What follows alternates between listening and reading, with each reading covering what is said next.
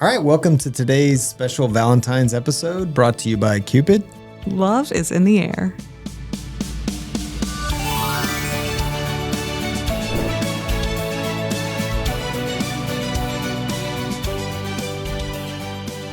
Okay, so in the spirit of Valentine's Day, let's talk about all of the people that we work with who we love. Oh, great. Pros we love. Tim, you're having a bit of a wonderful experience on the project that you're running. They're all wonderful experiences. But in particular, we've worked with for 3 years through several different properties and several different designs and settled in with the same architectural team and interior design team through all that planning work on a project that we're working on right now. And it's about halfway finished. And I will tell you, it's been Halfway? Wow. You're already halfway? Yeah. No way. Yeah. Where have you been? Yeah, we don't mess What? around. You think this is the halfway mark? We actually Okay, I'm going to put this on you better change your projections for this year. if you think about it, the design went through 3 permit iterations. And Yeah. we started this 10 months ago, Yeah. right? And so I suspect that within 10 to 12 months, we should be wrapping it up. But back to what I was saying. This design team, the architect firm and the interior design firm have just been a joy to work with. So collaborative. Yep. So appreciative of everything we do and what we bring to the table and have to offer. And very responsive, however, very thoughtful. Every design iteration in this project has been thoroughly thought through by the entire team and sensitive to the client's living needs and vision, their tastes. I think ultimately when it's done, it will be one of our signature projects. Now, the style, the architectural style is traditional, which here in Austin, Central Texas, is not necessarily the mainstream. We generally do more modern things, but that's the client's taste. That's what they want. Yeah, so it's like a Tudor inspired, Right. And the project's called Attituder. Attituder, right. They both come from California, and they basically have seen a lot of very modern contemporary designs and is kind of tired of it. Yeah. Yeah. And the fun thing about it too is the interior designer, like I feel like the first time I met them in the office, I really liked their team. It felt so engaging. Like every time they were here or every time we met over there. Also, it's just fun working with interior designers because there's like samples everywhere and fun colors. Yeah. And I feel like they've brought a lot of the client's personality out. And it's not just this like it's not super, super restrained. There's a lot of like fun. Yeah. I think that's right. It's not the only architect we like working with, Of course. but we don't have enough time to talk about everybody, so we're just picking little examples. But I think the engagement, the sort of constant engagement and communication and collaboration of all of the team together is something that's really special and we value a lot. It's really nice to have both the interior designer and the architect team be at those meetings every week, which is Right. It's amazing. And be not collaborative. normal, and Yeah. be collaborative and helpful and really work together as a team. That is something that we love. Yeah, good-sized, complex projects take a lot of real-time interactivity and collaboration by the team because the momentum of those projects builds to a certain level that without constant feedback and constant information flow, they bog down and they'll slow down and you won't make the progress that the client is expecting. So, and this has been a great example of everyone working together toward a common goal has worked out really well. And I'm One very really proud good of them. example, I think, of that is like we have this selections guideline that we give out typically like during the design or pre-construction phase. And they the interior designer, to that meeting with their version of that called a responsibility matrix. Yeah. And Right. we've modified our document where instead of just a list of decisions that need to be made, there's actually an assignment of who is responsible ultimately for making that decision. Right. Which I think is really cool because they actually are helping us push the project forward. Right. And then one example of just how collaborative the architect has been and like helpful in actually constructing this project is providing like full scale templates for the rafter tails. Right. I don't know if you could like speak a little bit about what Well, that looked like. Yeah, and it's not just rafter tails. There's a lot of exposed Douglas fir stained cornice material on this house. And the shapes and styles necessary for it to be a true sort of Tudor style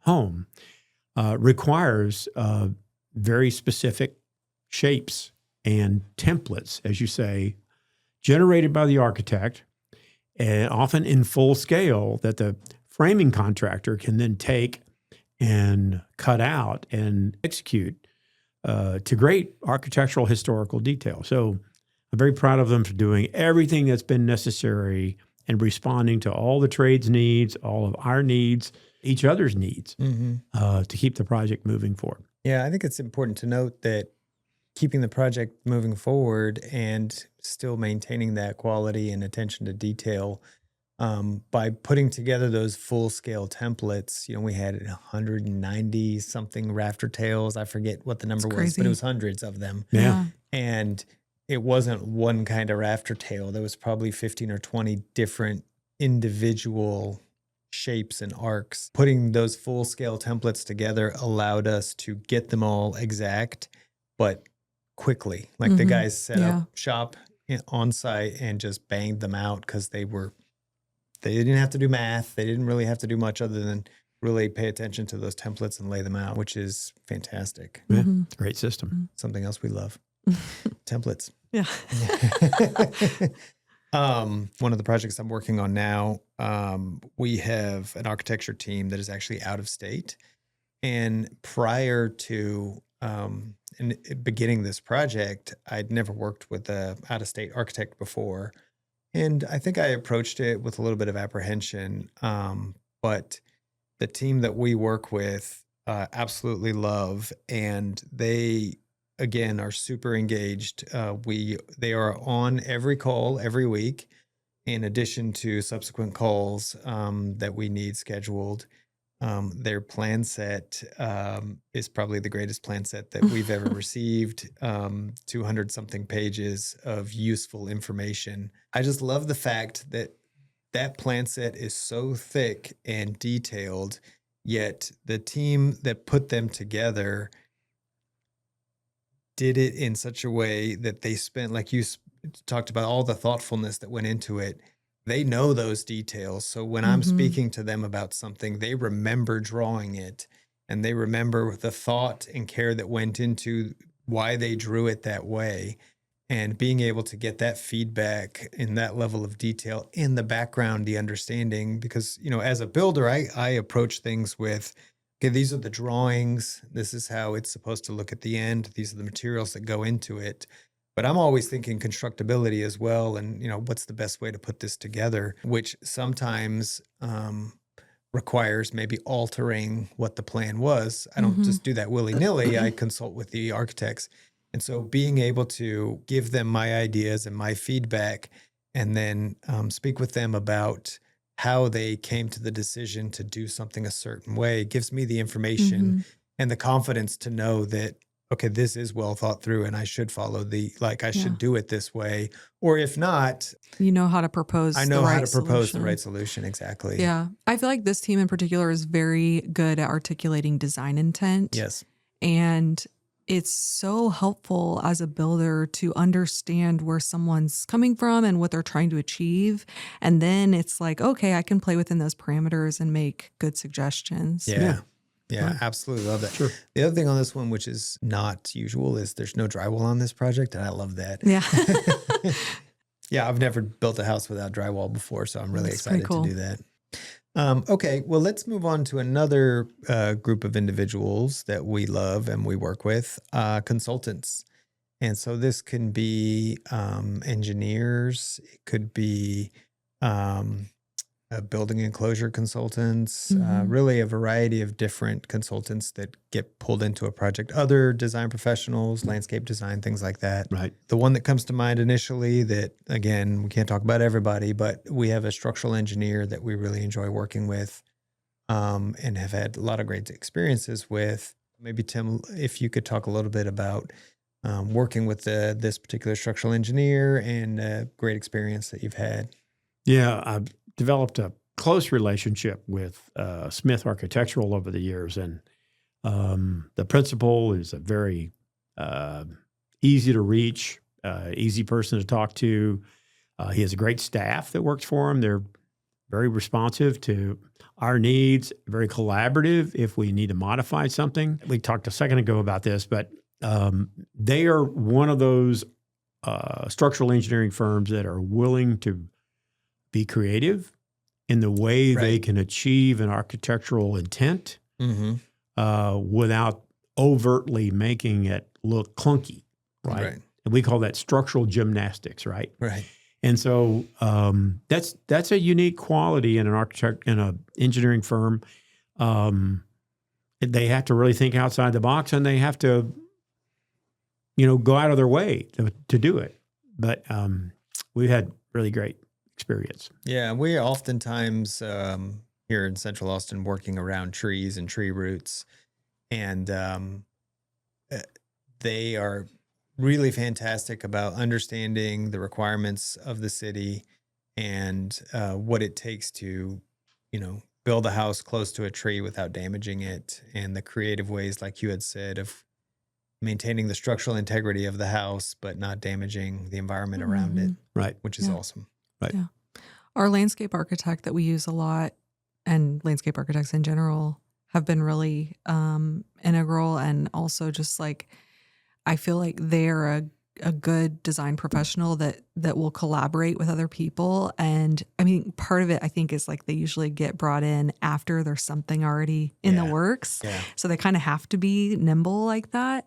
But Scott Castle, who we work with a lot, is one of those people that I think when he shows up to meetings, he's often quiet and like listens and then responds really thoughtfully. Mm-hmm. And he's also someone that's really fun to meet with because he brings samples and Yeah. fun things to look at when Yeah. we meet with him. Yeah. Yeah. No, it is great. Like you said, oftentimes they're brought in late, and having that close relationship that we do with them makes it easy for us to bring them in as early as possible. And, so much of the houses we build and the architecture that's created them, they're purpose built on a site. And so the site is part of the project as well. And that design is integral to the overall feel of the project. And so I think Scott does a wonderful job showing up before we've started anything and really sure. having a vision of what it can be that aligns well with the design of the home. Mm-hmm. Yeah. He's great at giving clients a comfort level about how their architectural design for the home will fit and nestle into the site. So I've seen him pictorially show renderings of the architectural structure sitting on what he would propose to be the landscaping and hardscaping setting that it sits in. Right. And then once they see that, it's generally like an or aha moment for them. Oh, I like this. I like where this is going. Yes. Yeah. We love that. I was going to say love as many times Yeah, as I can to remind everybody it's the Valentine's episode. Yeah. Okay, awesome. Well, let's move on to trades. We work with quite a few different trades that we love. But I want to go back a little bit to what you said earlier. We were talking about the project you're working on and those full-size templates.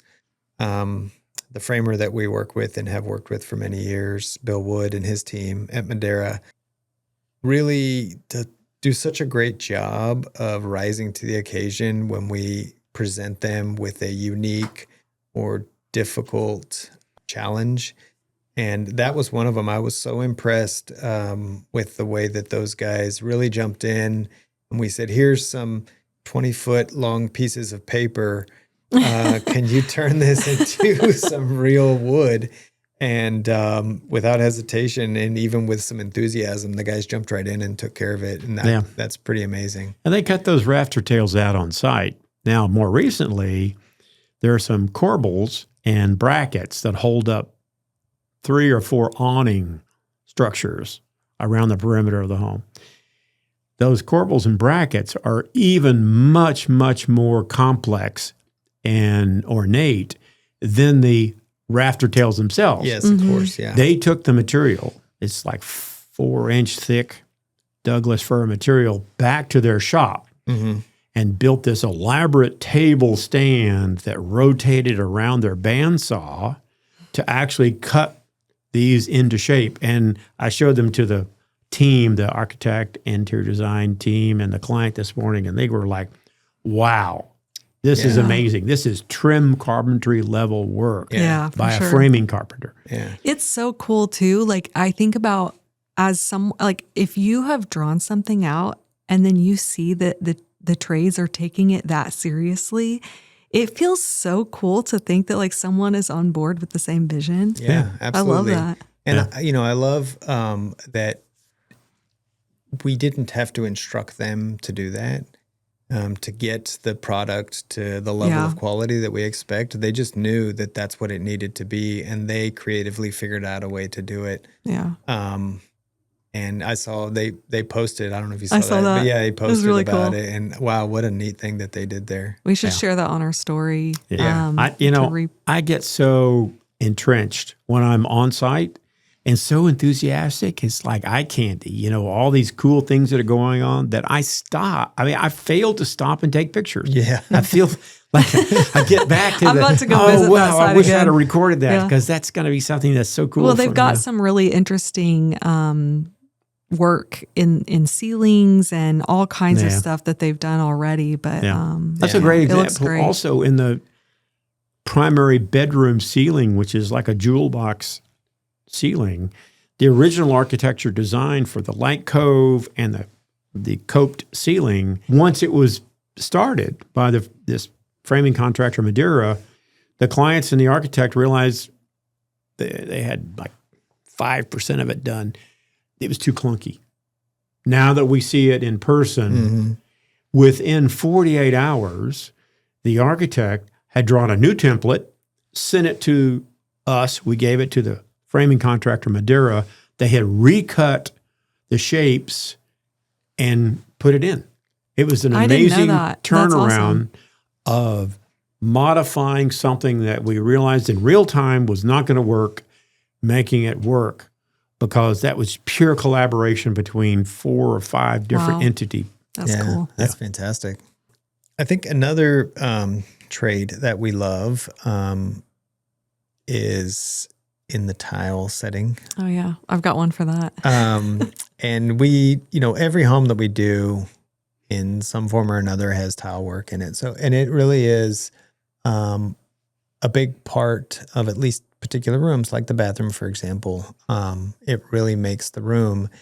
And our usual bathroom is usually not usual, right? Like it's always There's no usual. Something interesting and unique. And again, there are challenges that need to be overcome with different material interactions or plane changes and things like that.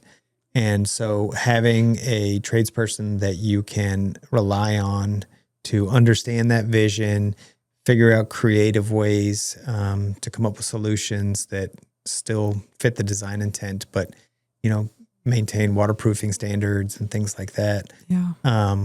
It's huge. So I don't know, Chelsea, what has your experience been here? Well, on a project that is wrapping up, we didn't have really any drawings for this primary bathroom, like tile details at least. And the PM and I met with our tile guy over there to just discuss everything. And it's funny, even seeing just some elevations and the tile selection, I hadn't really thought about all of the different conditions that really needed to happen really well. And so the tile on the wall was like kind of a wainscoting condition where it was like a mosaic marble tile with like these tiny little, like probably like 3/8 or 1/2 inch by 1/2 inch little pieces. And there were like multiple corners that it needed to turn. Yeah. And in my mind, I was like viewing these as these stiff, static things. But if you pick up a mosaic tile, That's right. it's like a carpet or something. Right.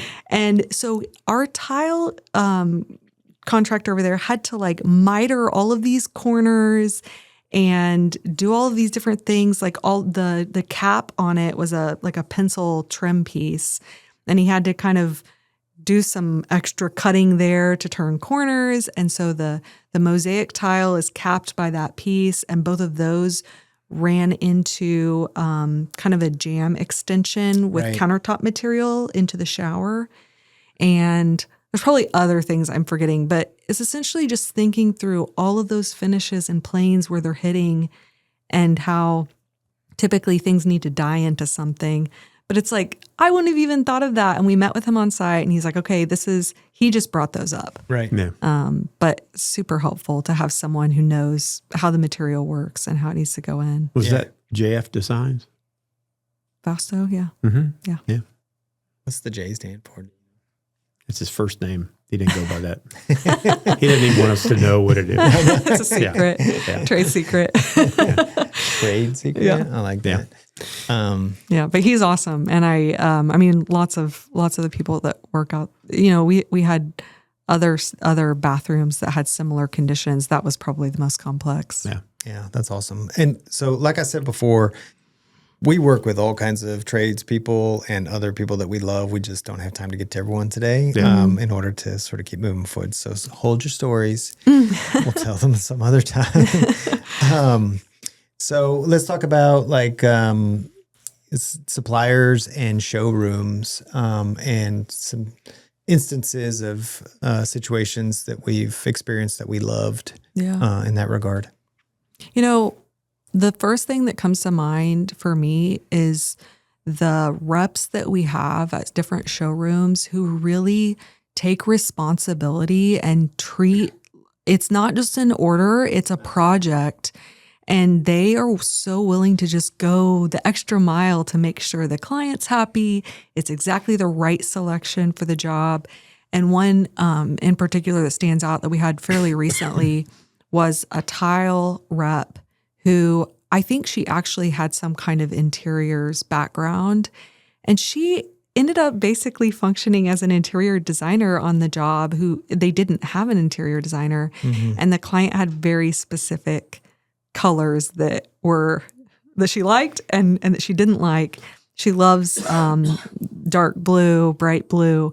And so we had so many blue tiles on this project. And we did. So many blue. All the blue tiles. And she found all of these different options and I met with them once over there and I was so impressed she had like very specific grout recommendations to go with every tile. She had everything laid out, ready to go and saved us so much time. Yeah. And the client loved her. Yeah. Wow. It's really awesome. And you bring up a good point in that, it's not just an order, like you can go online and buy stuff, right? Right. Like that's not what it is that we're looking for. It's one, giving the client the experience of touching and feeling and seeing the things that they have to offer, but treating it like a project and really, giving advice about particular things, taking the time to understand the project as a whole and what the intent is for that project and making recommendations based on that.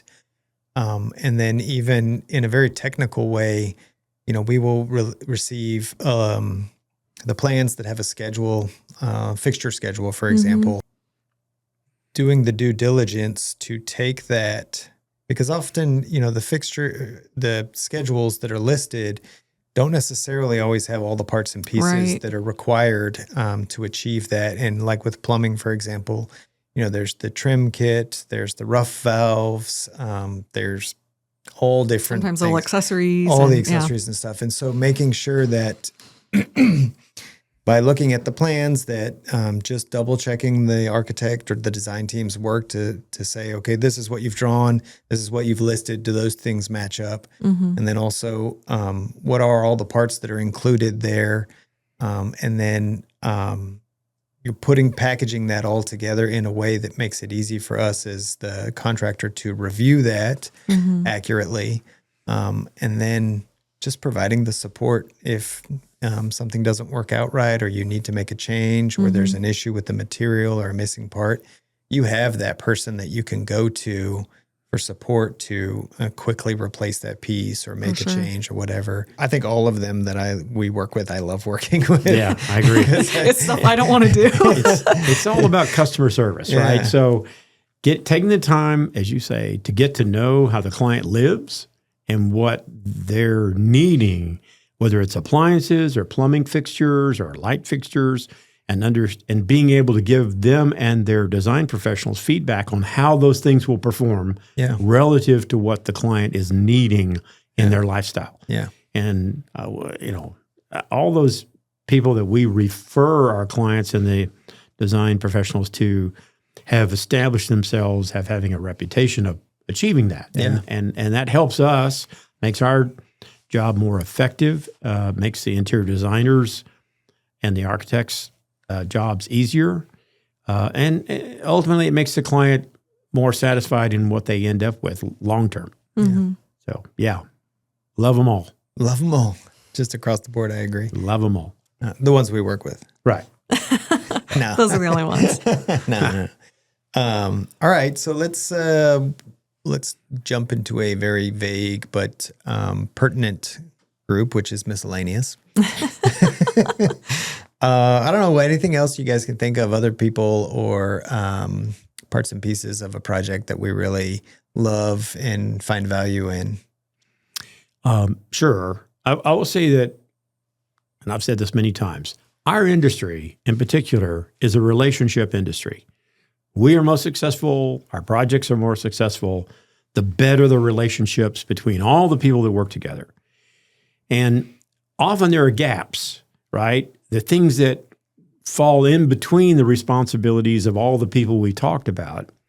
And we have historically put together a team of support professionals that work directly for us. And I really appreciate those, for the time being, young men. Glad to hire some young women if they're interested, but that help us take care of the site, help us source materials, help us make sure the sites are safe, all those things that are necessary to support the project itself. Yeah. And so, yes, I want to shout out to those. We really love them. We love working with them, and we value them as well. Yeah. I would say big shout out to Mark. Yeah. And big shout out to Graham and Cade, who are our new hires, and a big shout out to Will as well, who's not with us full time, but when he's here, he's quite valuable. Yeah. I think Mark in particular, because I've known him the longest. I remember the first day I started, I think you texted me like, I don't remember. It was like right before 8 and said like, oh, maybe you should come in a little late. I'm going to be late to the office, but I was already here.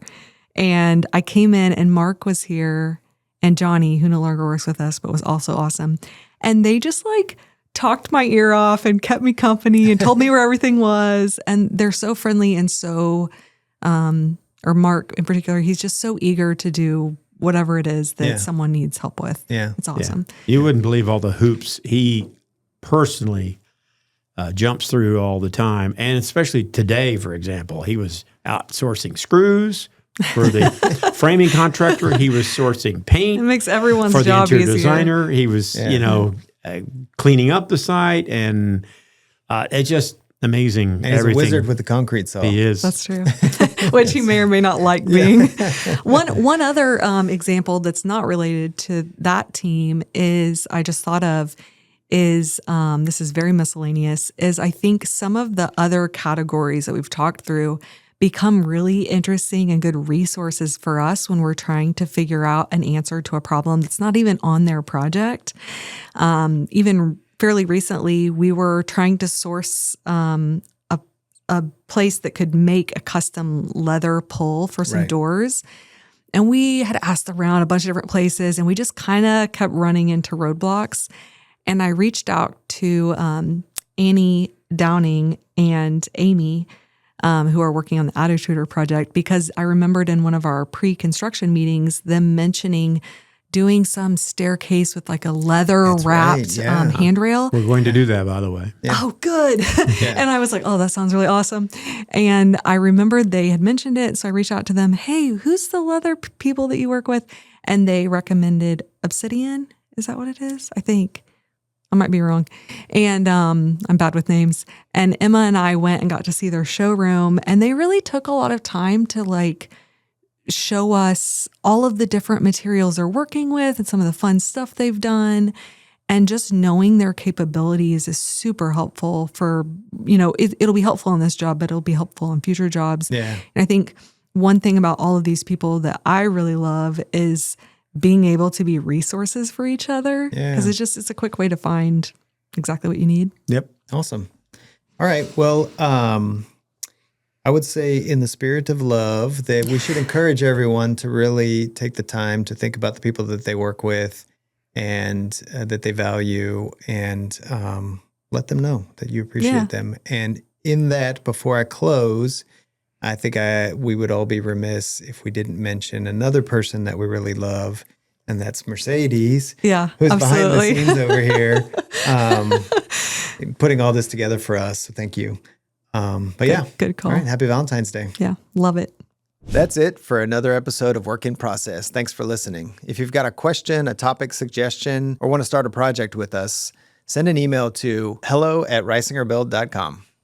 You can also find us on Instagram at risingerbuild_ATX or on YouTube by searching Risinger Build. We'd love to hear from you.